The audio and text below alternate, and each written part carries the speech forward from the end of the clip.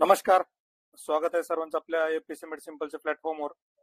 आणि जसं की सगळ्यांना आता माहित झाले, त्याबद्दल जास्त काही बोलण्यात अर्थ नाही किंवा ते बोलणारही नाही मी. आता डेट किंवा परीक्षा कधी होईल, काय होईल, हा आपण विषय आपल्या प्लॅटफॉर्मवरचा काढून टाकलेला आहे.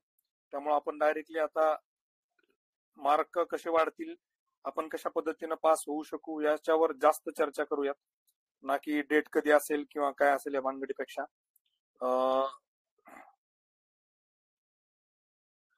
सगळ्यात महत्वाचा प्रश्न हा आता मेन्स वरती शिफ्ट करावे का. तर वेळोवेळी मी हीच गोष्ट सांगत आलो होतो की मेन्सचा अभ्यास करत असताना प्रिलिम्सचा मोमेंटम चालू ठेवा, एक गोष्ट. दुसरी सांगत होतो की GS2 पार्ट 2 HRD आणि GS4 आता चालू करू नका. कारण काय होतं की एक 5-6 महिन्यानंतर यातल्या गोष्टी बऱ्याचशा विसर पडतो आपल्याला आणि त्या गोष्टी आपल्या लक्षात राहत नाहीत आणि याचा प्रिलिमसाठी जास्त फायदा नाही. या उलट मी तुम्हाला हे सांगितलं होतं की पेपर 1 जो आहे, हिस्ट्री, जिओग्राफी, पेपर 2 मधलं कोर पॉलिटी आणि इकॉनॉमिक कोर, हे जास्त चांगलं करा. इव्हन हिस्ट्री पण चांगलं करा. याचं कारण मी तुम्हाला सांगितलं होतं की ते आपल्याला प्रिलिम्सला पण आहे आणि त्याचा प्रिलिम्सला डायरेक्टली फायदा पण होणार आहे, बरोबर आहे. त्यामुळे ह्या गोष्टींवर जास्त भर दिलेला होता. तर आता फक्त एवढं सांगेल मी की तुम्हाला जर वाटत असेल की मी हे जे विषय आहेत, पेपर 2 पार्ट 2, HRD आणि GS4 आता चालू केले पाहिजेत, तर चालू करायला काहीच हरकत नाही. फक्त जो भर आहे, ज्याच्यावर आपण फोकस केला पाहिजे, मला असं वाटतं की तो फोकस आपण नोट्स काढण्यावर केला पाहिजे. नोट्स काढण्याबद्दल मी आधी पण बोललोच होतो तसं की नोट्सवरच भर द्या तुम्ही, रादर की एखादी गोष्ट लक्षात ठेवण्याचा प्रयत्न करताय. कारण काय होतं की एक 5-6 महिन्यानंतर नॉर्मली त्या गोष्टीवर विसर पडतो आणि प्रिलिम्सच्या 1-1.5 महिना आधी आपण काही त्याला फार रिव्हिजन करू शकत नाही. त्यामुळे बेस्ट वे हा आहे की मेन्सचा कुठला पण एखादा विषय तुम्हाला जो वाटतो मी आता घ्यायला पाहिजे, तो घेऊ शकता. त्याच्या नोट्सवर भर द्या. अच्छा, आवाज बफर होतोय का?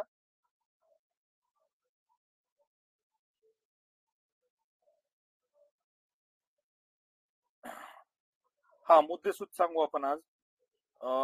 जागावाढ परीक्षा तारीख आणि इतर परीक्षा निकाल यांची माहिती देऊ नका, खूप वेळ जातो विनाकारण. Yes yes, definitely Kunal Singh, मी सुरुवातीलाच हे सांगितलं, आपण त्याबद्दल अजिबात बोलणार नाहीये. आता मेन्स बद्दलच फक्त आपण चर्चा करणार आहोत. त्यातलं पर्टिक्युलरली ह्या 3 विषयांचा फोकस असणार आहे. बाकीच्या गोष्टी मी आधीच्या सेशन मध्ये खूप डिटेलमध्ये डिस्कस केलेल्या आहेत, त्यामुळे त्या मी परत इथे डिस्कस करणार नाही. डिसेंबर मध्ये होईल असा मेसेज फिरत आहे. पॉसिबिलिटी सांगितली होती त्यांनी पण, आणि पॉसिबिलिटी नाकारता येत नाही. मी पहिला जो सेशन घेतला होता ना, त्याच्यात तुम्हाला सांगितलं होतं, आठवत असेल तर, मिड ऑक्टोबर नंतर किंवा डिसेंबर, ह्या 2 गोष्टी मी सुरुवातीला सांगितलं होत्या. त्यामुळे आता जास्त त्याच्यावर बोलत नाही. दुसरा एक फक्त मेन्स आपला हे चालू करण्याच्या आधी एक मेसेज येतं बघा. सर, माझे काही मराठा स्टुडंट फ्रेंड आहेत, त्यांनी रिस्पेक्टेड एक्झामला EWS PSCBC OBC चेंज केले नाही. बहुतेक बऱ्याच जणांनी पण केलेलं नाहीये ते. तर मग त्याचं काय, नाही केलं तर नाही केलं. आणि हे काय टाकले कोणी, सदर माहिती अपलोड करण्याच्या अनुषंगाने सर्व कार्यालय प्रमुख माहितीगार सार्वत्रिक अच्छा, ठीक आहे. आचारसंहितेचा आपला काही विषय नाहीये. कुठच्या नोट्स आतापर्यंत काढल्या नसतील तर ऑन प्रायोरिटी कुठल्या नोट्स काढाव्यात, सगळ्यात महत्वाचा प्रश्न हा आला बघा. सगळ्यात महत्वाचा प्रश्न मला वाटतं, बघा, सगळ्यात प्रायोरिटीने नोट्स कुठल्या काढल्या पाहिजे, ज्याचं कंटेंट स्कॅटर्ड असतं. स्कॅटर्ड म्हणजे मला काय म्हणायचं की आपल्याला थोडंफार याच्यातून करावं लागतं, थोडंफार त्याच्यातून करावं लागतं, आणि एका जागेवर सगळं असं मुद्देसूद सिलेबसच्या पॉइंटला धरून असं नसतं. अशा ठिकाणी तुम्ही नोट्स काढल्या पाहिजे. मला असं वाटतं मार्केटमध्ये जे काही क्लासच्या नोट्स किंवा काय मटेरियल अवेलेबल आहे ना, त्याच्यामध्ये GS4 जो आहे, म्हणजे मागच्या वेळेस मी घेतल्यामुळे मला ती गोष्ट जाणवली की खूप स्कॅटर्ड आहे. एका ठिकाणी तुम्हाला हे पार्ट वाचा, डेव्हलपमेंट वाचा, हे वाचा, ते. याच्यामध्ये काय होतं की बरेचसे सिलेबस मधले पॉइंट ज्याच्यावर प्रश्न विचारतात ते मिस होतात, आणि ज्या ठिकाणी सोपे सोपे प्रश्न असतात त्याच्याविषयी भरमसाठ कंटेंट सगळ्या पुस्तकांमध्ये आपल्याला मिळतं. तर प्रायोरिटीनं GS4च्या नोट्स काढून ठेवल्या पाहिजे. कारण काय होतं, HRDचे पण बऱ्यापैकी सिलेबस आहे, कंटेंट पण लिमिटेड आहे, तर ते आपल्याला मॅनेज होऊ शकतं. GS2 लक्ष्मीकांतची काढायची गरजच नसते. Laxmikanth itself is notes. Part 2 मध्ये ऑलरेडी मार्केटमध्ये जे काही अवेलेबल पुस्तकं आहेत त्या पण बऱ्यापैकी आहे. सुधाकर सरांचे नोट्स पण एकदम टू द पॉइंट आहेत, जास्त काढायची गरज नाही. पेपर 1 मध्ये ऍग्रिकल्चरच्या बऱ्यापैकी शॉर्टेड नोट्स सगळीकडे अवेलेबल आहेत. हिस्ट्री जर तुम्ही समाधान महाजन सरांचं पुस्तक वाचत असाल तर परत नोट्स काढायची गरज नाही. जिओग्राफी एक प्रायोरिटी नोट्स काढा. जिओग्राफीच्या नोट्स ज्या आहेत किंवा जिओग्राफीचा जो काही पार्ट आहे त्याच्या पण स्कॅटर्ड गोष्टी आहेत. म्हणजे आपल्याला जीसीलियांग वाचावं लागतं, एनसीआरटी वाचावं लागतं, कधी कधी आपलं महाराष्ट्राचं बहुतेक सौदी सरांचं पुस्तक ते वाचावं लागतं. मग त्याच्यामुळे काय होतं, एका जागेवर सगळ्या गोष्टी नाही आहेत. जिओग्राफीच्या बाबतीमध्ये पण तुम्ही काय करू शकता, तर सिलेबसला धरून जसं सिलेबसमध्ये पॉईंट मेन्शन केलेत तर त्या अनुषंगानं त्या नोट्स काढू शकता. GS4 प्रायोरिटी, त्यातल्या इकॉनॉमीचा जो पार्ट आहे तो सायन्स अँड टेकचं काही जास्त टेन्शन घेण्याची गरज नाही. आणि जिओग्राफी तर दुसरं, आता याच्या आधी एक गोष्ट महत्वाची मी जे चॅनलला टाकलं होतं की या मेन्ससाठी 2024 जे मेन्स होणार आहे त्यासाठी आपण GS1, 2, 3, 4 त्यात हिस्ट्रीचं फक्त अजून ठरलेलं नाहीये.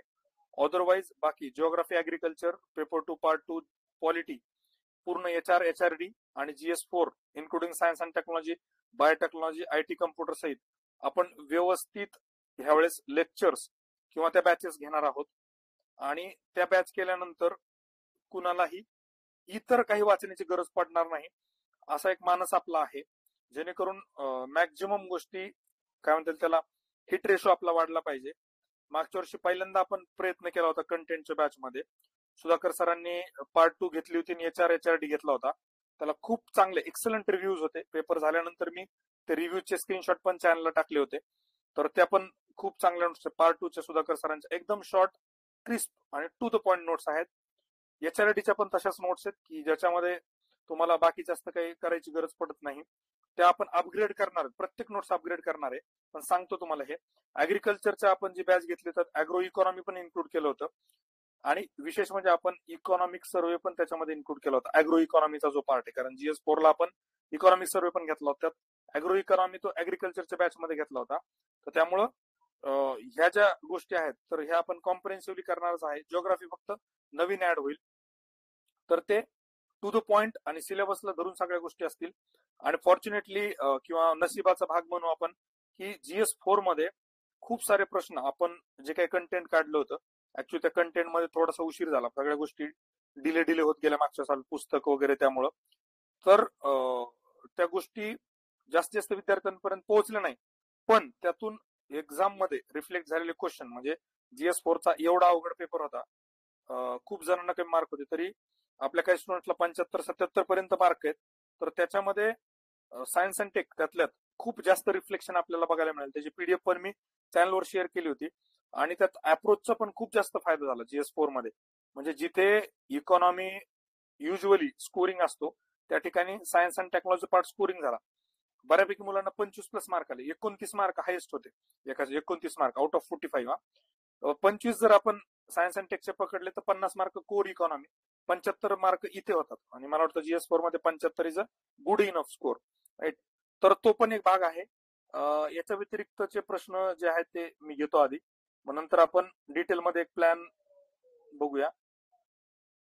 सर आता मेन्स कडे वळावं की राज्यसेवा प्रीचं करावं नोटिफिकेशन येईपर्यंत? नोटिफिकेशन येईपर्यंत प्रिलिमसाठीच सोडू नका आणि मेन्सचा फ्रंट ओपन करा. ते कसा करायचा काय मी पुढे बोलतो. लँग्वेज पण करावे की फक्त लँग्वेज मी 2-3 सेशन मध्ये सांगतोय. लँग्वेज हा मोस्ट निग्लेक्टेड पार्ट आहे. ऑब्जेक्टिव्ह मध्ये ज्यांना चांगले मार्क पडत नाहीत ना त्यांना टॉपच्या पोस्ट मिळत नाहीत किंवा चांगले रँक येत नाहीत. हे आम्ही टॉपरचं सेशन झालं होतं, अनिकेत थोरात होते बघा त्याच्यामध्ये, राहुल शिंदे यस होते, आणि मला वाटतं अजून 2-3 टॉपर्स होते. तो सेशन केला होता आम्ही पॉडकास्ट, त्याच्यामध्ये आमचं खूप डिटेल डिस्कशन झालं, पण त्याचा आवाज रेकॉर्ड झाला नव्हता. तर त्याच्यामध्ये आमचं हेच चाललं होतं की लँग्वेज ऑब्जेक्टिव्ह पार्ट खूप निग्लेक्टेड आहे, तो खूप स्कोरिंग आहे, तो आतापासून चांगला करायला पाहिजे. व्होकॅब्युलरी महत्वाची, व्होकॅब्युलरी नोट डाऊन करा, व्यवस्थित करा. नियम वगैरे जे वाटतात त्याचे नोट्स काढून ठेवा, किंवा जे रेफर करता पुस्तक ते केलं तरी काय हरकत नाही. लँग्वेज मात्र सोडली नाही पाहिजे, लँग्वेज डेली करायलाच पाहिजे. HRD स्ट्रॅटेजी सांगा सर, सेल्फ स्टडीने कसं करायला पाहिजे? HRD मला असं वाटतं की खूप जास्त हाईप केलेला विषय. HRD मध्ये एक बेसिक मिनिमम जरी अभ्यास केला ना 90-95 मार्क पडतात. तुम्ही व्यवस्थित अप्रोच वगैरे वापरला, रिव्हिजन चांगल्या केल्या, फॅक्च्युअल गोष्टी लक्षात ठेवल्या, तर मला वाटतं 105 मार्क पडायला काही अवघड नाही. 110 ला बऱ्याचशा गोष्टी जुळून याव्या लागतात. डिफिकल्ट नाहीये, खूप जणांना 110 पडतात, पण माझं म्हणणं 105 पर्यंत 23चा पेपर असू द्या किंवा 22चा असू द्या, कधी पण is not a difficult at all, right. म्हणजे 95 तर मला असं वाटतं की ऑन एन ऍव्हरेज साधा, काही अप्रोच नाही, काय नाही, बेसिक बेसिक अभ्यास केला तरी बघतात. मात्र एक गोष्ट ही आहे की ज्या लोकांनी पाठांतरावर भर दिला आणि त्यांनी त्या गोष्टीवर फोकस केला आणि HRD ला त्यांनी पेपर 2 चा अप्रोच वापरला किंवा त्यांनी अप्रोचच नाही वापरला ना, बरेच लोक गणले ते, म्हणजे 90 पण क्रॉस झालेले नाही HRDच्या बाबतीमध्ये. त्यामुळे जास्त त्याला हाईप करू नका. HRD खूप सोपा आहे, खूप लिमिटेड आहे. मी तर म्हणतो 8 दिवसाचा विषय सगळा.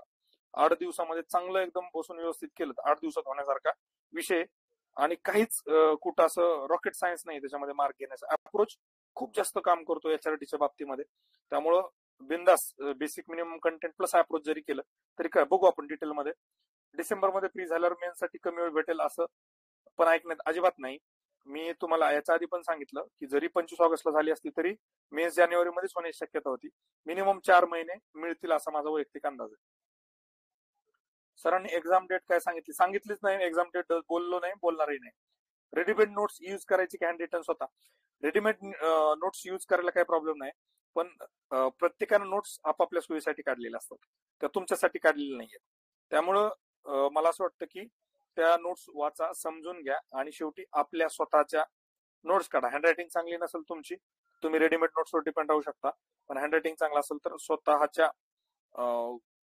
हँडरायटिंग मध्येच नोट्स काढा. नोट्स कशा काढाव्यात याचा पण एक व्हिडिओ टाकलेला आहे मी. लेक्चर नंतर मला कुणीतरी आठवण करा, मी तो परत चॅनलवर अपलोड करतो, नोट्स कशा काढाव्यात त्याचा. स्टार्टिंगला ऑडिओ नव्हता, काही जास्त महत्त्वाचं सांगितलेलं नाही. ऍग्रिकल्चरसाठी कोणता सोर्स बेस्ट असेल? मला असं वाटतं ऍग्रिकल्चर पण स्कॅटर्ड आहे. बरेच लोक कत्तायनेक वापरतात आणि अजून रेड्डी अँड रेड्डी पण वापरतात. स्टेट बोर्डाचे काही पुस्तकं वापरतात. अॅग्रो इकॉनॉमीचा पार्ट काय तो आपल्याला इकॉनॉमिक सर्व्हे मधून बघायला मिळतो. अजून इंडिया बुक मधले काही 1-2 टॉपिक आहेत ते आपल्याला करता येऊ शकतात. तर मला असं वाटतं की ज्यांना करायचं त्यांनी तुम्ही ह्या सगळ्या गोष्टीतून करू शकता. किंवा मागच्या वर्षी मी स्वतःच त्याच्यावर काम केलेले नोट्स पण आहेत आपल्या. ऍग्रिकल्चरची बॅच जी आहे त्याच्यामध्ये ऍग्रिकल्चर प्लस अॅग्रो इकॉनॉमी ही बॅच आहे, त्याच्या नोट्स पण बघू शकता. बहुतेक सॅम्पल नोट्स किंवा एक लेक्चर अॅग्रो इकॉनॉमीचं मी टाकलेलं आहे युट्यूबला, तर त्याच्यावरून तुम्हाला अंदाज येईलच. FSO सांगितलं आधीच. फॅक्ट्स बरोबर कन्सेप्टच्या पण नोट्स काढाव्या का? कन्सेप्टच्या नोट्स पेक्षा कीवर्ड काढून ठेवा किंवा असे फ्लो चार्ट डायग्राम्स वगैरे काढा, म्हणजे बघितले की आपल्याला लगेच क्लिक होईल. हा याशी चलनवाढमध्ये काय, हा याचा काय इम्पॅक्ट असतो, हा चला ही गोष्ट आहे, हा कन्सेप्ट काय, लॅफर कर्व काय, किंवा मग तुमचं फिलिप्स कर्व काय आहे, लॉरेंज रेषा काय, हे तुम्हाला लगेच असं क्लिक होईल. कीवर्ड्स, त्याला फ्लो चार्ट, डायग्राम, एरोज वगैरे ह्या ज्या गोष्टी आहेत त्या करू शकता कन्सेप्ट मध्ये. शक्यतो कन्सेप्ट विसरत नसतात, पण त्याला व्यवस्थित रिव्हिजन केलं तर मग त्या घट्ट होतात एकदम, आपल्या सवयीचा भाग होऊन जातो. Sir please discuss subject wise time allotment for Rajesh main subject which will give best output. बघा माझं कायम एक म्हणणं असतं की आता समजा माझा कधी काळी जिओग्राफी ऑप्शनल होता, तर मला जिओग्राफीला जास्त वेळ लागत नाही. मी म्हटलं तुम्हाला 15 दिवस करा, किंवा मी म्हणेल तुम्हाला की 8 दिवसात करा, कदाचित तुम्हाला 13 दिवस 14 दिवस लागतील. त्यामुळं टाइम अलोकेशन जे सब्जेक्ट वाईज ते प्रत्येकानं आपापल्या सोयीने केलं पाहिजे, आपापल्या स्ट्रेंथ आणि विकनेसवर केलं पाहिजे. त्या विषयाला असलेल्या मार्कांच्या वेटेजनुसार केलं पाहिजे, त्याला असलेल्या सोर्सेस आणि किती कंटेंट केल्यानंतर किती मार्क पडू शकतात ह्या सगळ्या गोष्टींचा अंदाज घेऊन केलं पाहिजे, असं माझं स्पष्ट मत आहे. तरी मी सांगेल तुम्हाला टेंटेटिव्हली,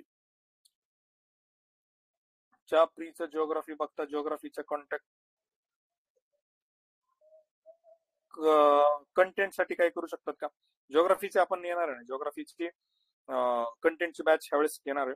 खूप चांगले करूयात, जेणेकरून 23ला जसे प्रिलिम्सला आणि 24ला पण 23च्या मेन्सला पण जसे प्रश्न अप्लिकेशन बेस भेटलेत त्या पद्धतीने आपल्याला प्रश्न सोडवता आले पाहिजे, ते आपले बरोबर आले पाहिजेत, जेणेकरून GS1 चा स्कोर वाढेल. तर त्यासाठी त्याच्यावर काम करूयात. ज्यांना स्वतः काम करायचं त्यांनी जीसी लिऑंग एक पुस्तक आहे, NCERT आहेत, त्याच्यानंतर तुम्हाला अजून सविंद्र सिंगचे सिलेक्टेड काही टॉपिक्स करता येतील. बरेच लोक माजिद हुसेन सरांचं पण पुस्तक रेफर करतात. खुल्लरचं पुस्तक इंडियन जिओग्राफीसाठी ते पण करू शकता. आता ज्यांचं जिओग्राफी ऑप्शनल आहे त्यांना या गोष्टी खूप साध्या वाटतात, पण फक्त MPSC करणाऱ्यांसाठी हे थोडं डिफिकल्ट टास्क आहे. सर प्रिलिमसाठी हिस्ट्री बद्दल काही टिप्स सांगा, डेटा रिवाइज होत नाही, विसरायला होतंय. हिस्ट्रीसाठी माझं स्पष्ट मत आहे, नवीन असाल तुम्ही, तुमच्याकडे जास्त डेटा नसेल, बेसिक मिनिमम डेटा करा आणि 100% अप्रोच वापरा. प्रिलिम्स मध्ये नाही म्हटलं तरी तुमचे 3-4 प्रश्न फक्त अप्रोच न बरोबर येतात. त्यामुळे जास्त लोड घेऊ नका, कारण कितीही जरी केलं तरी हिस्ट्री फॅक्च्युअल आहे, काही गोष्टी कन्फ्युज करतात, लक्षात राहत नाहीत. थीम्स काढा हिस्ट्री मधल्या, मॉडर्नच्या पण महत्वाच्या तेवढ्याच करा. आणि एन्शियंट मीडियावर तर फार सोपं आहे, 3-4 प्रश्न येतात. एकदम अप्रोच जरी वापरला तरी 2-3च गोष्टी असतात, त्याच्यावरच प्रश्न आणि तशाच पद्धतीने उत्तर असतात, त्यामुळे त्याचा काही जास्त लोड घेऊ नका. GS2 खाटेकर वर्ष 7 देन, हे तर मी मला वाटतं एक मेन्स लेक्चर केलं होतं, त्यात स्टेप अपचं सांगितलं होतं मी तुम्हाला. आता ते काय मला पैसे देत नाहीत पर्टिक्युलर त्यांचं पुस्तक वापरा म्हणून, वापरलं तर किंवा काय, पण मला जेवढे रिव्ह्यू होते फ्री मेंटरिंग मध्ये बरेचसे स्टुडंट्स जे काय म्हणतात त्याला रिव्ह्यू देतात ना, त्याच्यामध्ये अध्ययनचे थोडे निगेटिव्ह होते फीडबॅक, त्यामुळे मी ते स्टेप अपचं सांगितलं होतं पुस्तक रेफर करायला. HRD साठी बुक्स सजेस्ट करा ना. HRD साठी मी तुम्हाला तेच म्हटलं की स्टेप अपचं पण पुस्तक चांगलं आहे, पण सुधाकर सरांनी ज्या नोट्स काढल्या होत्या ना, त्यात त्यांनी ऍड ऑन बऱ्याचशा गोष्टी केल्या होत्या स्वतः वेबसाईट वरून म्हणा, किंवा गव्हर्नमेंटचे स्कीम्स वगैरे, गव्हर्नमेंटच्या साईट्स, त्याच्यावरून त्यांनी थोडंफार प्रत्येक टॉपिक मध्ये थोडं थोडं जे जे शक्य आहे त्यांनी ते काढलं होतं. त्या जास्त कॉम्प्रिहेन्सिव्ह नोट्स आहेत, परत त्या पण आपण अपग्रेड करणार आहोत, तर त्याच्यावर पण डिपेंड राहू शकता तुम्ही. जर आधी एखादं पुस्तक रेफर आलं ते करा.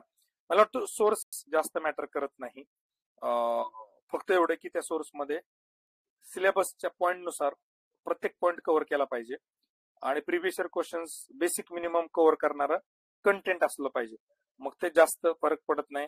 19-20चा थोडा फरक राहतो चांगल्या पब्लिकेशन बद्दल जेव्हा आपण चर्चा करतो.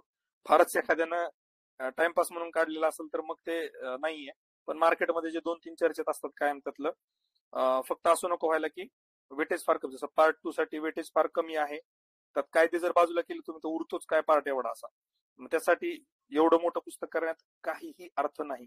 आणि मॅक्झिमम मुलांची मेमरी खूप स्ट्रॉंग नाहीये, माझा वैयक्तिक अनुभव तुम्हाला सांगतो. किती लक्षात ठेवेल माणसाला, जेवढं जास्त फॅक्ट आणि पाठांतर केलं की प्रेशर मध्ये 100% गणणार. त्यामुळे मी तो सायंटिफिक पद्धतीने रिव्हिजन कशी करावी, मेमरी कशी वाढवावी हा व्हिडिओ नेहमी टाकतो. पाठांतर करण्यापेक्षा रिव्हिजन करून करून लक्षात ठेवा. ते ऍक्टिव्ह न करता पॅसिव्ह व्हॉइस ज्याला आपण म्हणतो ना, की ऑटोमॅटिकली लक्षात राहिलं पाहिजे. लक्षात ठेवलं की गणतं, राहिलं की ते प्रेशर मध्ये पण बरोबर येतं. ही गोष्ट स्वतः पण अनुभवून बघा तुम्ही आणि नंतर बोला. ऍग्री अमृता गुंड मॅडम, ज्ञानदीप बुक वर कमेंट करा सर, सिलेबस वाईज इंडेक्स आहे. सुरुवातीच्या काळात खूप लोक वापरायचे, म्हणजे मला वाटतं 21-22 ला खूप लोकांनी वापरलं, पण त्याच्यानंतर बऱ्याचशा गोष्टी त्याच्यामध्ये अपडेट केलेल्या नव्हत्या किंवा अजून काय मला गोष्टी आल्या, तर ते थोडं कुठेतरी मागे पडलं ते पुस्तक. आता पूर्वी वापरायचे लोक 21-22 ला खूप जण सजेस्ट करायचे, तर तुम्ही 19-20 चे जरी टॉपर्स बघितले ना, ते त्या पब्लिकेशनचं पुस्तक सांगतात. GS2 पेपर 2 साठी बुक तुम्हाला मी आताच सांगितलं. सर प्री डेट बद्दल नाही बोलणार. लास्ट इयर UPSC चे प्री टेस्ट सॉल्व्ह केले, जिओग्राफीसाठी एक्सप्लेनेशन कन्सल्टेंट असतात, ते रिवाइज केले तर फायदा होईल. 100% फायदा होईल. UPSC चे जिओग्राफी, UPSC चं पॉलिटी, फक्त एकच काम करा, त्याच्या काय नोट्स आहेत ना, त्या सिलेबस वाईज त्यातलं content syllabus wise note down करून घ्या, म्हणजे स्कॅटर्ड आणि रॅन्डम नको. सिलेबस मध्ये हा पॉईंट दिलाय, त्या पॉईंटच्या खाली हा ते कंटेंट, दुसरा पॉईंट त्याच्या खाली ते कंटेंट. जेव्हा आपण चेक करतो ना की हा पहिला पॉईंट झाला, दुसरा झाला, तिसरा 2.3 मध्ये, 3.4 मध्ये, हा कट कट टिक टिक, तर ते सिलेबस नुसार त्याला कन्सोलिडेट करा. गुड, UPSCचं बेस्ट आहे. Yes, subject wise approach batch घेणार आहे का? मी सांगितलं होतं तुम्हाला की ऍक्च्युली मला थोडं सिक्रेट ठेवायचं होतं बॅच लॉन्च करायच्या आधी. चायनीज बॅच न लगेच सुरू केलं असतं म्हणून. ठीक आहे, आता सगळ्यांना कळलंय, तर ते अप्रोच बॅच आपली ह्यावेळेस सब्जेक्ट वाईज असेल. पर्टिक्युलरली हिस्ट्रीसाठीचे geography, agriculture, polity, part 2, HRD, GS4 मध्ये इकॉनॉमी, GS4 मध्ये सायन्स अँड टेक, अशी ती बॅच असेल. ह्यावेळेस खतरनाक, म्हणजे कमीत कमी 20 ते 25 प्रश्नांना फायदा होईल अशी मला अपेक्षा आहे मेन्सच्या बॅच अप्रोचच्या बाबतीमध्ये. हिस्ट्री प्रिलिम्स आणि मेन्स साठी कोणाची बॅच घेतली पाहिजे? हिस्ट्री प्रिलिम्स आणि मेन्स साठी, हिस्ट्री मेन्स आणि प्रिलिम्स साठी खरं जास्त बॅच घेत नाही, त्यामुळे मलाही काही जास्त आयडिया नाहीये. दुसरं कोणाला माहित असेल तर त्यांच्या प्रश्नांना एखाद्यानं उत्तर द्या. नाही चांगलं. हिस्ट्रीसाठी आपण जे थीम बेस्ड केली होती त्याच्यामध्ये सगळं तर काही कव्हर नाही. एन्शियंट मीडियावर मी घेतलं होतं आणि मॉडर्न त्याच्यामध्ये आशिष जाधव सरांनी घेतलं होतं, तर ते बघू शकता तुम्ही. मला वाटतं डेमो त्याचा आहे का नाही मला बघायला पाहिजे. नाही चांगलं, पेपरनुसार कंटेंट नाहीये. हा बघा, ते ज्ञानदीपचं जे ऍग्रिकल्चरचं आहे ना, एक जणांनी कमेंट केली आहे चांगलं नाहीये, ते पेपरनुसार कंटेंट नाहीये म्हणतात. सर लँग्वेज साठी संतोष पवार सरांची बॅच लावली तर चालेल का? 100%. सुधाकर सरांनी त्यांची बॅच केली आहे. आणि सुधाकर सरांनीच मला म्हटलं होतं की सर तुम्ही संतोष पवार सरांची बॅच आपल्या प्लॅटफॉर्मवर ठेवा, म्हणून आपण ती ठेवली होती. मागच्या वेळेस खूप चांगले फीडबॅक त्याला पण आले होते. खूप कमी जणांनी ती एनरोल केली होती, कारण संतोष पवार सरांचं इकडच्या मार्केटमध्ये जास्त नाव नाहीये, पण त्यांची शिकवण्याची तळमळ, क्वालिटी स्वतः ते रँकवून आलेले आहेत कंबाईनच्या परीक्षेमध्ये. तर त्यांची खूप चांगली आहे. तर त्याचे डेमो पण बहुतेक नसेल तर मी तो डेमो टाकेल चॅनलला, युट्यूबला. तर त्याच्यानंतर तुम्ही बघून मी परत उद्या परवा त्यांच्याशी बोलून नवीन बॅच राज्यसेवेसाठी सुरू करता येईल का याची पण त्यांच्यासोबत चर्चा करतो. सर फ्री मेंटरशिपची प्रोसेस काय? काहीच नाही. फ्री मेंटरशिप मध्ये मी नंबर दिलेला असतो, त्या नंबरवर कॉल करायचा. बऱ्याच वेळेला वेटिंगवर येतो, मी कॉल बॅक करतो, आपण बोलू शकतो. सर हिस्ट्री प्रिलिम्स आणि मेन्स कोणाची बॅच सांगितलं मी? महेश गारगोटे सरचं बुक ऍग्रीला चांगलं. गारगोटे सरांचं पुस्तक थोडं आउटडेटेड झालं, मागं पडलं, आता नाही वापरत जास्त लोक. सर HRD इरा बुक नो, मी नाही सजेस्ट करत. बेसिकली मला माझं स्पष्ट म्हणणं आहे की जास्त कंटेंटच्या मागे लागून काही अर्थ नाहीये, लक्षात राहत नाही. शेवटची 8-10 दिवसाचा विचार करा तुम्ही. 4 GS चे पेपर तुम्हाला वाचायचे आणि तुम्ही जास्त पाठांतर करून स्वतःला हँग करून ठेवलं ना, अप्रोच तुम्ही वापरू शकत नाही. आणि अप्रोच जर तुम्ही वापरला नाही, डोकं शांत नसेल, तर मेन्सला तेवढे मार्क पडत नाहीत, किती अभ्यास असू द्या. तुम्ही कुठल्याही सिनियर मुलांना विचारा ही गोष्ट. इतिहास काय करावं लागेल? GS1 चे एरोस्पेस, रिमोट सेन्सिंग, एरियल साठी NCERT कितवीची वाचावी सर? त्याच्यात रेडीमेड नोट्स अवेलेबल आहेत NCERTच्या. नसतील तर मला पिन करा, माझ्याकडे असतील बहुतेक ते, मी तुम्हाला ते चॅनलवर शेअर करेल. उमेश कुदळे सर हिस्ट्रीसाठी बेस्ट आहेत. ठीक आहे, उमेश कुदळे सरांचं बघू शकता. GS2 काय करावे? स्कोर वाढत नाही. GS2 ला एकच गोष्ट करा. मी वैभवचं परत एक्झाम्पल देतो. 112 मार्क आहेत पहिल्या कीनं 2023 ला. मी मला वाटतं एक असं बोलून गेलो, मला माहित नाही मी काय, जेव्हा मी एखादीच गोष्ट बोलतो ना त्यावेळेस मला ती महत्वाची वाटते. मी त्यांना फक्त एवढंच म्हणलं होतं की मेन्सच्या 2-3 दिवस आधी कोर क्वालिटी चांगला करा लक्ष्मीकांत. त्यांनी कोर क्वालिटी एवढं चांगलं केलं, फक्त 3 प्रश्न चुकले होते. 112 मार्क आहेत, 112 मार्क पहिल्या कीनं 2023 ला GS2 ला. काहीच नाही. आपल्या अप्रोचचे बॅच मेन्सचे स्टुडंट आहेत ते सुधाकर सरांचे नोट्स वापरलेले आहेत, पार्ट 2 साठी बेअर ऍक्ट वापरलेले आहेत आणि इकडे लक्ष्मीकांत वापरलेले आहेत. काही मी तुम्हाला तेच सांगतो, मुलांच्या डोक्यात काय चालतं मला ही गोष्ट अजिबात कळत नाही. खरं काय एवढं आटापिटा करायचं या गोष्टीचं नाहीये. तुम्ही बेसिक जे आहे ते चांगलं करा, अप्रोचचा चांगला वापर करा, जे केलंय त्यातला प्रश्न चुकू देऊ नका. 100% तुम्हाला चांगले मार्क पडतात. प्रॉब्लेम होतो तुम्ही इकडचं थोडं तिकडचं थोडं एवढं करताना आणि शेवटी तुम्ही कन्फ्युज होऊन जाता. P2P अदर सब्जेक्ट बद्दल सुरू करा. डेफिनेटली खूप जण रिक्वेस्ट करत आहेत सायन्स अँड टेकची लवकर चालू करा. त्याच्याबद्दलही आपण लगेच करूया 1-2 दिवसामध्ये. राज्यघटनासाठी कोणती आणि कोणाची बॅच लावावी? राज्य घटनेसाठी तेच सांगितलं, कोणीच बॅच लावत नाही. पण माझा असा विचार आहे, जर परीक्षा खूप लांब गेली तर मी स्वतः राज्यघटनेसाठी जी प्रिलिमसाठी कंटेंटची थीमची बॅच ती एक्सटेंड करेल, म्हणजे मेन्सला पण त्याचा फायदा होईल अशा दृष्टिकोनातून करेल ती. आणि पॉलिटी दुसरं कोणी सांगा सजेस्ट, मार्केटमध्ये कोण पॉलिटी घेतं मला एवढं माहित नाही. सर न्यू MPSC स्टडी करणाऱ्यांनी सुद्धा मेन्स सुरू करावं का? UPSC वरून MPSC वर शिफ्ट केलंय. UPSC वरून MPSC वर शिफ्ट केला असेल तर पहिल्या अप्रोचची बॅच करा. आपली नाही केली तरी चालेल, कोणाची तरी करा. जोपर्यंत तुम्ही UPSCचा अप्रोच सोडणार नाही आणि MPSCचा अप्रोच अडॉप्ट करणार नाही तोपर्यंत मार्कांमध्ये वाढ होणार नाही, हे फार क्लिअरली सांगतो मी. मेन्सचा अभ्यास डेफिनेटली चालू करू शकता तुम्ही.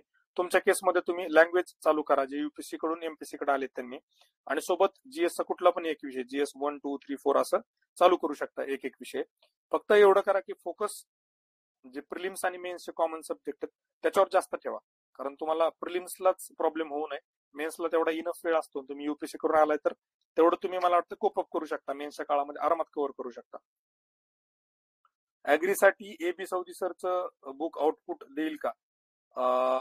आणि एन्व्हायरमेंटसाठी पण, एन्व्हायरमेंटसाठी काहीच गरज नाही, काहीच गरज नाही. 5 प्रश्न येतात, 3 प्रश्न असे सगळ्यांचेच बरोबर येतात, एका प्रश्नासाठी मारामार आहे. 5वा कधी कधी त्या अमेझॉन गांधी सारखा आला तर कुणाचाच येत नाही. त्यामुळे 4 प्रश्नांसाठी अजिबात नको. मी तेच सांगतोय, बेसिक मिनिमम कंटेंट ठेवा, खूप कंटेंटच्या मागे लागू नका. प्रमोद सरांचा व्हिडिओ आणि नोट्स, अच्छा रिमोट सेन्सिंग वगैरे ठीक आहे. त्या नको. NCERT कोणती आहे? NCERT मी देतो तुम्हाला, विजय तुम्हाला मी देईल NCERT. राजेशाह मेन्स डिस्क्रिप्टिव्ह साठी आपण बॅच घेणार आहात का? डिस्क्रिप्टिव्ह थोडा वेगळा आला होता. बॅच नाही घेणार मी, फ्री मध्ये डिस्क्रिप्टिव्हच्या पेपरचे 4-5 लेक्चर घेईल फ्री मध्ये, बॅच नाही घेणार डिस्क्रिप्टिव्ह. मला जेवढ्या गोष्टी कळल्यात ना डिस्क्रिप्टिव्ह बद्दलच्या, म्हणजे खूप ज्यांना चांगले मार्क पडलेत सतत पडतात आणि ज्या बेसिक गोष्टी त्याच्याबद्दल मी सांगेल. खूप छोट्या छोट्या डेलीच्या एक्सरसाइज आहेत. त्यातली एक एक्सरसाइज तुम्हाला आता सांगतो. डिस्क्रिप्टिव्ह पेपरसाठी काय करा, जो काही न्यूजपेपर वाचता, इंग्लिश असेल मराठी असेल, त्यातल्या कॉलम जे असतात एडिटोरियलच्या बाजूला ते वाचायचे, न्यूजपेपर बंद करायचा, एक ब्लँक पेज घ्यायचं, आपल्या भाषेत लिहून काढायचं. हे डेली करायचं. जर नाही तुमच्या निबंधामध्ये सुधार झाली तर मला बोला. 1 महिना ऍटलीस्ट ही प्रॅक्टिस करा, 100% तुम्हाला त्याचा फायदा होईल. GS4 वर सांगा. GS4 वर येतो मी.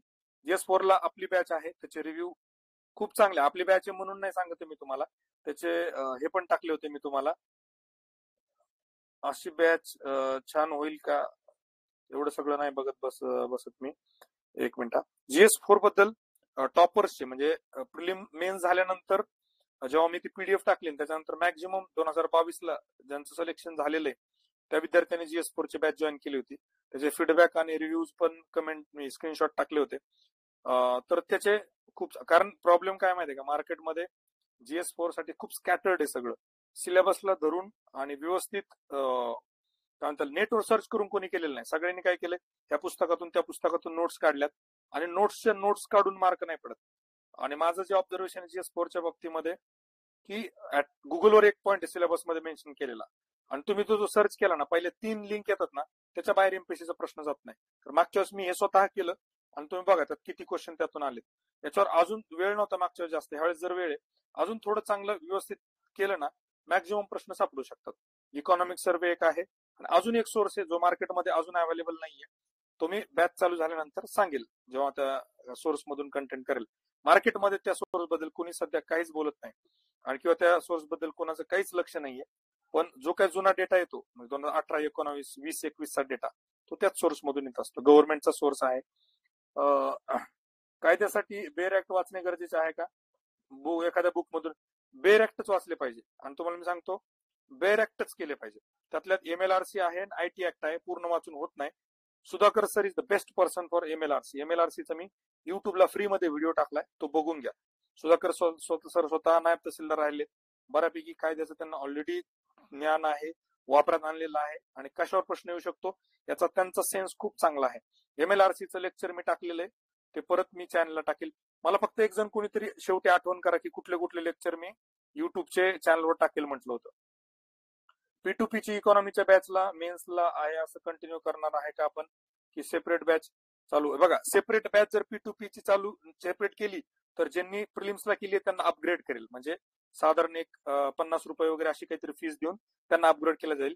आणि सध्याची P2P इकॉनॉमीची आपली बॅच आहे तर ती बॅच GS4 मेन्सचं प्रिकर्सर आहे, म्हणजे यालाच थोड्या मोठ्या स्केलवर GS4 कव्हर करता येईल आपल्याला. मॅक्झिमम गोष्टी तर कव्हर होतील कारण आपण इग्नू असेल, शिवाजी युनिव्हर्सिटी असेल किंवा अजून जे काय गव्हर्नमेंट सोर्स, इकॉनॉमिक सर्वे, सगळे सोर्सेस आपण एक्झॉस्ट करतोय इकॉनॉमीसाठी. त्यामुळे त्याच्या बाहेर जास्त प्रश्न जातील असं मला वाटत नाही किंवा सोर्स राहतील कुठे असं वाटत नाही.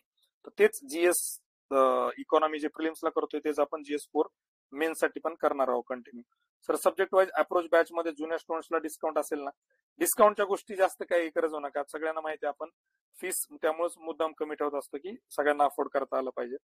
पण सर वेळ नव्हता मिळाला वाचायला, GS4 वर सांगा. अच्छा, हा करेक्ट, शुभम स्टुडंट होते मागच्या वेळेस आपल्या GS4 चे आणि माझ्याकडून थोडस लेट झालं ते आणि मग त्यांनाही वेळ भेटला नाही. मग तेच होतं, मी तुम्हाला सांगतो ना, खूप जास्त कंटेंटच्या मागे लागले ना तुम्ही की मग शेवटी तुमचा वेळ कॉम्प्रोमाइज होतो आणि शेवटी व्यवस्थित रिव्हिजन झाल्या पाहिजे. त्यामुळे शॉर्ट आणि क्रिस्प नोट्स आपल्या असल्या ना की खूप फायदा होतो, खूप फायदा होतो शेवटी. तेवढं केलं तर खूप आहे. AB सौदी जर लास्ट टाइमला केली अॅग्री नावाजलेली काहीच त्यापेक्षा सौदी, तेवढं केलं तर खूप आहे. मी लास्ट टाइम बॅच केली अॅग्रीची नावाजलेली, कायच त्यापेक्षा सौदी भूगोल कृषी वाचलं. आता ही नावाजलेली कोणाची मला माहित नाही. सौदी भूगोल कृषी वाचलं आणि PYQ चांगले केले तरी फायदा होतो 100%. तुम्हाला तेच म्हटलं, असं काही नसतं प्रत्येकानं बॅच केली पाहिजे. खूप जण स्वतः पण चांगलं करू शकतात आणि मार्केटमध्ये मॅक्झिमम, आता काही दुसऱ्यांच्या म्हणून टीका करत नाही आपण, पण मॅक्झिमम लोक फक्त वाचून दाखवतात जे आहेत त्या नोट्स. शिकवणं हा प्रकार नाहीये. चांगले वाचून दाखवणारे आणि खराब वाचून दाखवणारे हा मार्केटचा जो काही विषय आहे तो सगळ्यांना म्हणजे ओपन सिक्रेट आहे, त्याबद्दल काही जास्त बोलण्याची गरज नाही. सर मला 2020 इंग्लिशला डिस्क्रिप्टिव्हला 35 आहे आणि 23ला 15 मार्क आहे, इव्हॅल्युएशन मध्ये फरक येतो का?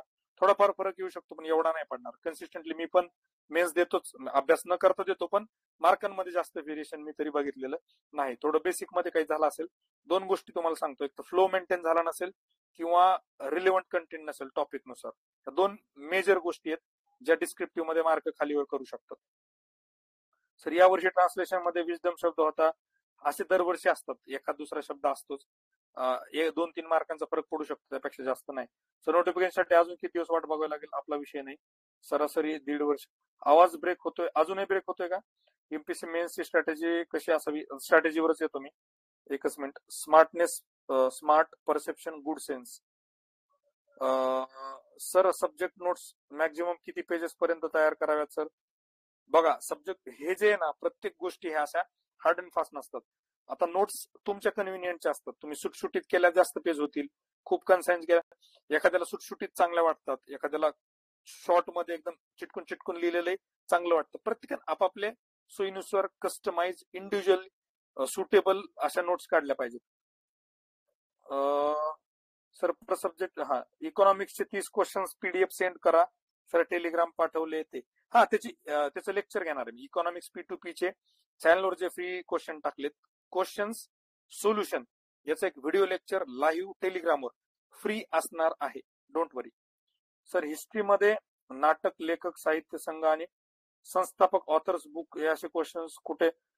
तुम्हाला मी लिटरली सांगतो, पुस्तक आपण जेव्हा अनालिसिस केलं ना, मी 3 हिस्ट्रीच्या रिनाउंड जे फॅकल्टी एमपीसी मधले त्यांच्याशी कन्सल्ट केला, ते म्हणले सर याच्यासाठी जास्त डोकं लावायचं नाही. त्यामुळे तुम्ही बघा आपल्या त्या नाटकावर एक प्रश्न होता, त्याच्या खाली एक्सप्लेनेशनच नाहीये.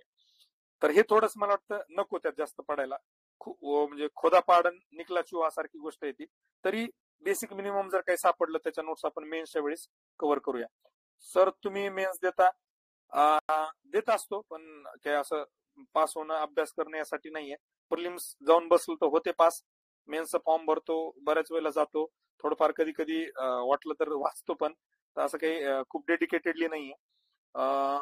सर तुमच्यामुळे हा अप्रोच असतो हे समजत आहे आणि खरंच खूप या गोष्टींचा फायदा होतोय, समाज कल्याणासाठी याचा फायदा झाला, सेवेसाठी पण मी बॅच घेतली आहे. Thank you sir. अप्रोच बाबतीत वेलकम. अप्रोचच्या बाबतीमध्ये प्रचंड चांगले रिव्ह्यू आहेत, त्याच्याबद्दल काही डाऊट नाही. स्वतःचे पाठ तोडून घ्यायचा विषय नाही, पण जे काही टॉपर्स वगैरे पण, मी एवढी टॉपरचे पॉडकास्ट वगैरे पण केले.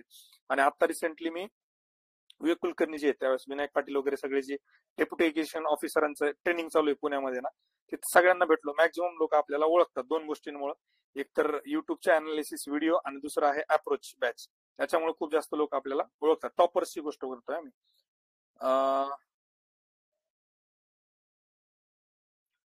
छान आहे बुक. ओके.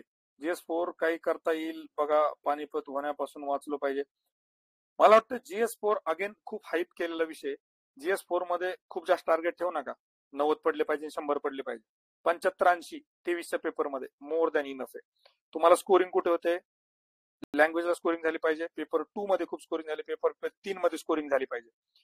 एवढं जर तुम्ही चांगलं स्कोरिंग केलं ना, तुम्हाला चांगल्या रँक पासून कोणीच वाचू शकत नाही. GS4 ला इकॉनॉमी मध्ये 50-55 टार्गेट करा, कोर इकॉनॉमी. सायन्स अँड टेकला 25+ टार्गेट करा, तरी 75+ मार्क पडतात. खूप जास्त डोकं आपटलं, हे करतो ते करतो आणि भले काय म्हणतात 1000-2000 पानाच्या नोट्स वाचतो, एवढं करतो, हाती काहीच लागणार नाही, ही गोष्ट लक्षात घ्या. GS4 ला अप्रोच खूप वेगळा आहे, खूप वेगळा आहे GS2 आणि 3 पेक्षा. तर आता ह्यावेळेस सेपरेट बॅच मध्ये ते लक्षात येईल तुमच्या. तो अप्रोच ज्याला समजला ना, 5-7 प्रश्न बरोबर आले. हिस्ट्रीसाठी पवन सरचे नोट्स. ओके सर, समाज सुधारकचा चालू करणार होते ना, मला अजय तुम्ही प्लीज एकदा आठवण करा. आपल्याला स्कीमची एक लेक्चर सिरीज चालू करायची, समाज सुधारक पण. समाज सुधारक म्हणलं होतं का मी? आठवत नाही मला, म्हटलं असेल तर मला सांगा, आपण करू.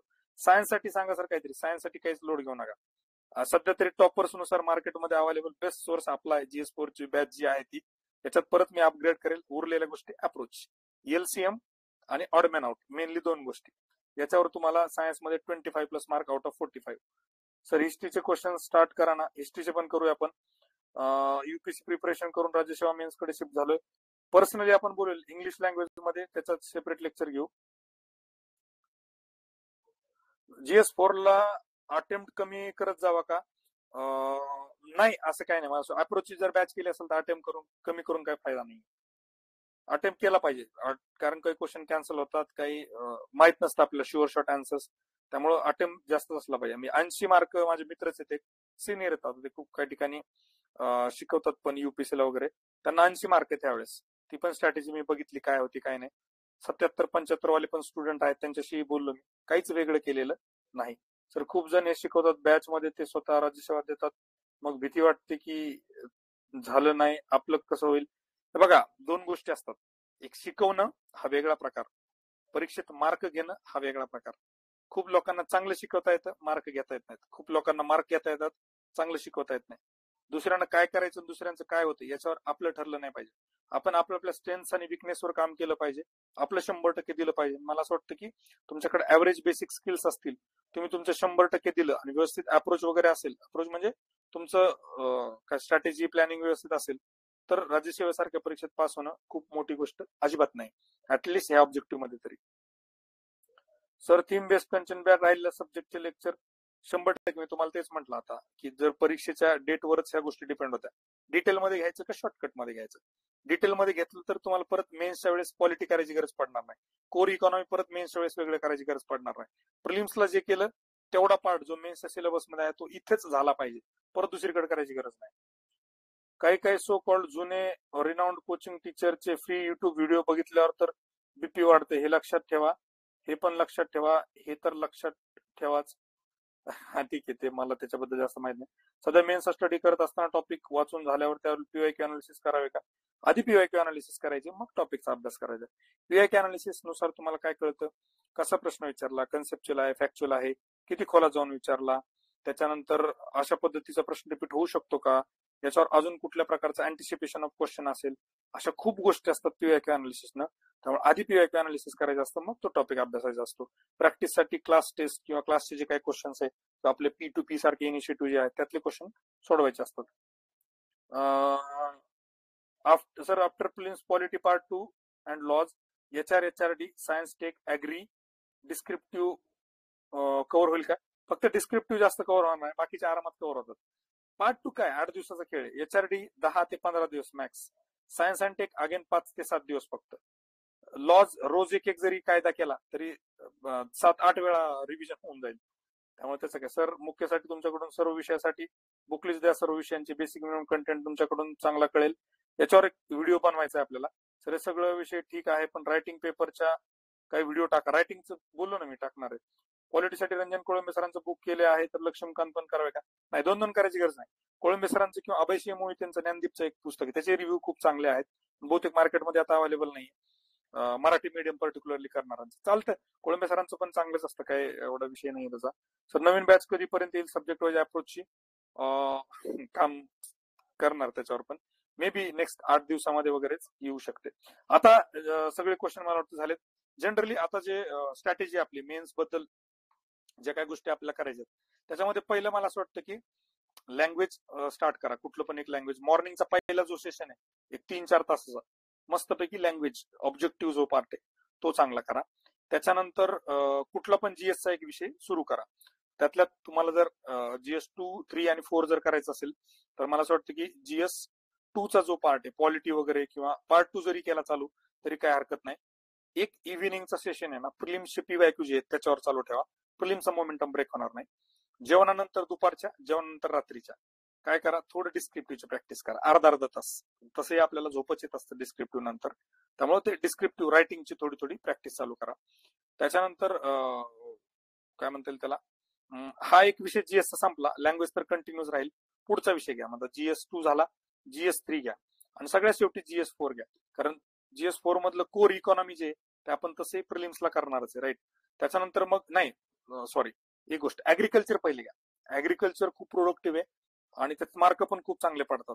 ऍग्रिकल्चरच्या चांगल्या व्यवस्थित नोट्स काढून ठेवल्या, त्याच्यानंतर पार्ट 2 करा किंवा पेपर 2, मग HRD आणि मग GS 4. आणि मेनली आता जो फोकस आहे तो नोट्स मेकिंग वर ठेवा, कारण 5-6 महिन्यानंतर या गोष्टींचा विसर पडू शकतो. नोट्स मध्ये एकदा लिहून ठेवलं, त्याला रिव्हिजन व्यवस्थित करत राहिला आपल्या सायंटिफिक पद्धतीनं, 100% मार्क वाढणार.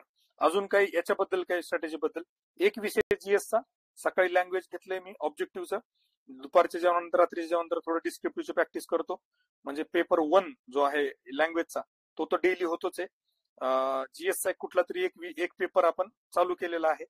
एक झाला की दुसरा अशा पद्धतीने आपण करतोय. जिओग्राफी आणि हिस्ट्री मी का नाही म्हटलं, ते प्रिलिम्सला आपण चांगल्या पद्धतीनं करणारच आहोत. आता याच्यामध्ये किती महिने करावं काय, समजा आपण HRD पर्यंत आलो आणि असं लक्षात आलं की प्रिलिम्सची डेट आली, आता GS4 काय होत नाही, काही टेन्शन घ्यायची गरज नाही, प्रिलिम्स नंतर करायचं. फक्त पेपर 2 पार्ट 2 पर्यंत आपण आलो, HRD आणि GS4 बाकी आहे आणि परीक्षेची डेट आली, काहीच प्रॉब्लेम नाही, ते आपल्याला त्याच्यानंतरही करता येतील. त्यामुळं असं नका करू की मला एवढ्या दिवसात संपवायचं, त्याला जेवढा लागणारा वेळ लागू द्या, निवांत आहे. कारण आता प्रिलिम्सच्या आधीचा अभ्यास हा निवांत आणि चांगला करायचा असतो. व्यवस्थित सोर्सेस वगैरे शोधून नोट्स काढायचे असतात, तिथे घाई करायची काहीच गरज नाही. वेळ कितीही लागू द्या, भलेही तुम्हाला 15 दिवस पेपर 2 ला लागू द्या, काहीच प्रॉब्लेम नाही. 15 दिवसांत डेट आली, पेपर 3 आणि 4 राहिला, काहीच प्रॉब्लेम नाही. महिनाभर लागू द्या तुम्हाला पेपर 2 आणि HRD मिळून करायला, 15-15 दिवस, काहीच प्रॉब्लेम नाही. GS4 राहू द्या. जर 2 महिन्यांपर्यंत डेट नाही आली किंवा त्या प्रिलिम्स आपल्या करायचं नसेल, तर मग मेन्स जवळपास सगळंच होऊन जाईल, त्यामुळे त्याची काळजी करू नका.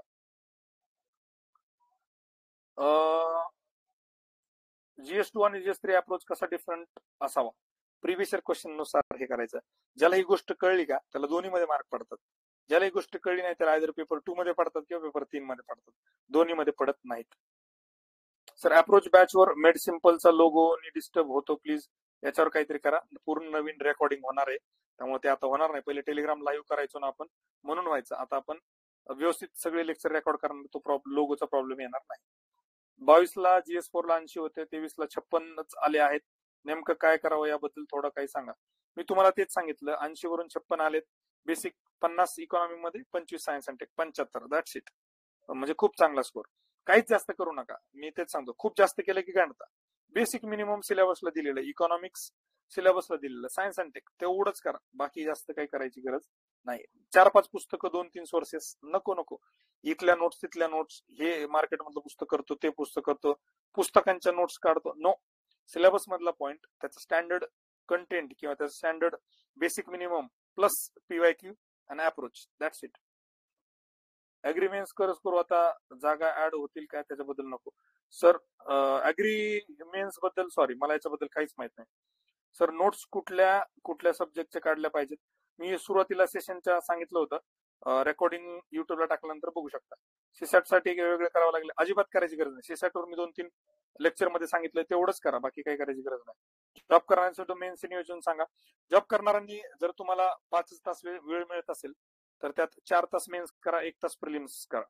मेन्स मध्ये मग कमीत कमी 1-1.5 तास, 2 तास पेपर 1 लँग्वेजचा करा आणि 1-2 तास, 2.5 तास GS चा कुठला पण चालू करा, 2, 3, 4. सर लास्ट इयर HRD आणि GS4 इकॉनॉमिक्स करून नोट्स मेकिंग झाला आहे. आता मेन्स पैकी कोणते सब्जेक्ट केले पाहिजे? जिओग्राफी पहिले करा, ऍग्रिकल्चर खूप चांगले नोट्स काढा आणि पेपर 2 पार्ट 2 च्या पण नोट्स काढा. मला वाटतं ऑलमोस्ट ऑल क्वेश्चन्स आता संपलेत. मेन्सच्या स्ट्रॅटेजी प्लॅनिंग बद्दल काही प्रश्न असतील तरच विचारा, बाकी आता नको. 1-2 मिनिटात तेवढे प्रश्न घेऊ आपण आणि क्लोज करू.